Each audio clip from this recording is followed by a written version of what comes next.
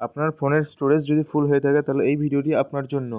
Skip না করে ভিডিওটি সম্পূর্ণ দেখতে থাকুন। মাত্র ছোট্ট একটি ভিডিওর মাধ্যমে আপনাদের ফোনের স্টোরেজ এক নিমেষেই অনেকটা স্পেস করে দেওয়া যাবে। আপনারা নিজেরাই করতে পারবেন। তো আপনারা তার জন্য করবেন, প্রথমেই একটা ব্রাউজার সিলেক্ট করে নেবেন। তো আমি এখান থেকে ক্রোম ব্রাউজারটাকে সিলেক্ট করে নিলাম।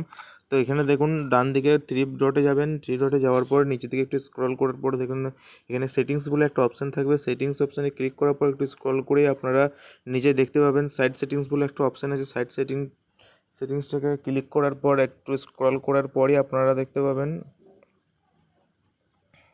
একদম সর্বনিম্নে দেখুন আছে ডাটা সর্টেড।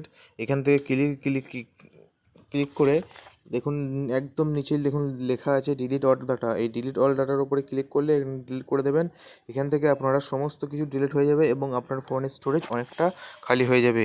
যদি ভিডিওটি ভালো লেগে থাকে অবশ্যই লাইক করবেন এবং চ্যানেলটিকে সাবস্ক্রাইব করবেন এবং নেক্সট ভিডিও আপনারা কিসের ওপর দেখতে চান সেটি কমেন্ট করে জানাবেন।